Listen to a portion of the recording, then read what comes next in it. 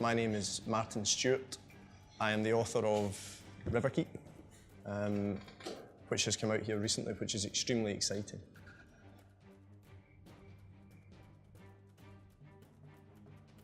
The original version of the sea monster, the Mormarach, that chapter was a short story that I had written that was a kind of fun writing exercise that I had done as a tribute to the film Jaws. And so I had this version of a small town being terrorised by this creature, and I wanted to make it feel Scottish, you know, something kind of a bit other.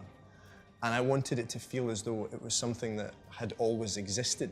So the name, the Mormarach, is Mor is Scottish Gaelic for big. I don't speak Gaelic, you know, but so that it's big, big, which is just a Scottish noise, you know.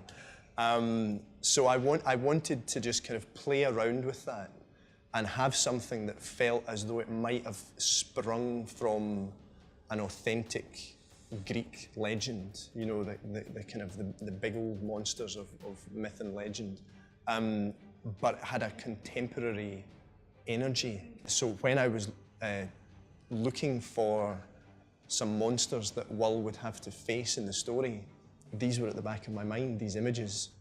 And so I took that and made it larger and white because it's a winter version.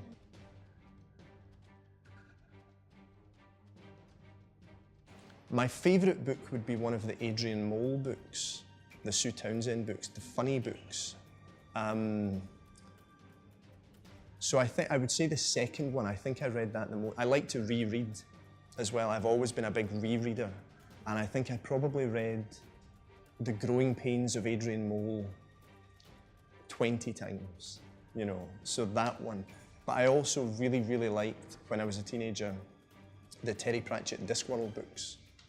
And again, I think there's, you know, it's interesting when I reflect on the kind of work that I do now to see the influence that these things have obviously had, you know, the kind of balance of serious and silly, I think, is probably quite Discworld.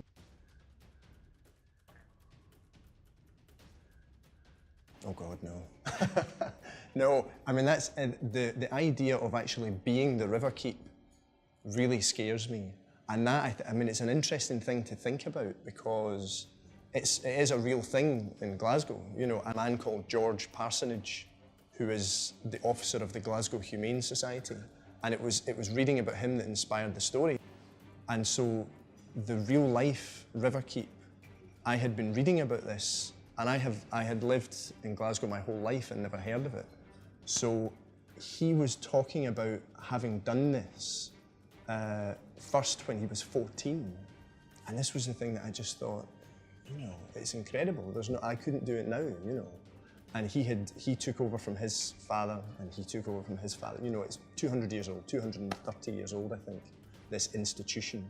And so the idea of being a child and out on the Clyde in Glasgow, big industry, dark at night, and they found this body, this poor person, and pulled it into the boat and took it back to the house. And he is now about 75. And when I spoke to him, because I went to meet him before I wrote the book, he told me that he thought he'd probably rescued about 1,000 people and recovered about 1,500 bodies. And it's an extraordinary life, but very scary. And some of the things in here, actually, so the little details, like the person they had found who'd been trapped under a boat and pressed flat, or the person who they'd found who'd been buried in the ice and made bone, but also preserved, are all true. The cover in the UK and the US had a kind of teal green quality, and this one, the kind of purpley blue, is so different. But no, I really, really love it.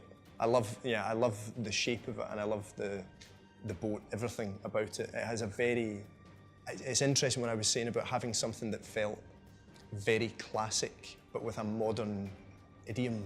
which I think is exactly what that is, the kind of etching style of it, but it also looks like a, you know, a contemporary image. So I love it. I'm gonna hold that up again. Love it.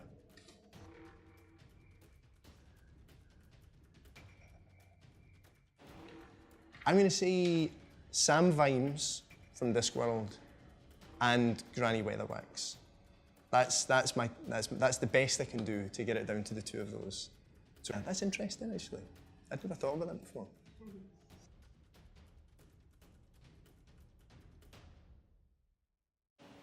So the next one, which came out in the UK kind of 10 weeks ago, is The Sacrifice Box, which is completely different to Riverkeep. It's a 1980s set comedy horror adventure, much built with the bones of 80s movies like Gremlins and The Breakfast Club and The Goonies and things like that.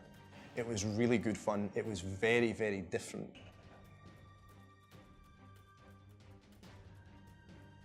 I hope you enjoy the book.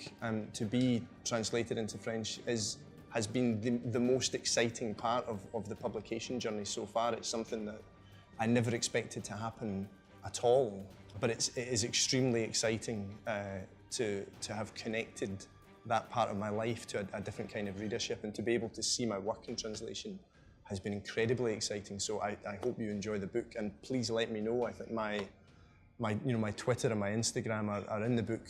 Please send me messages, and I've been very excited so far to see the pictures that people have taken of the book so far. Merci beaucoup.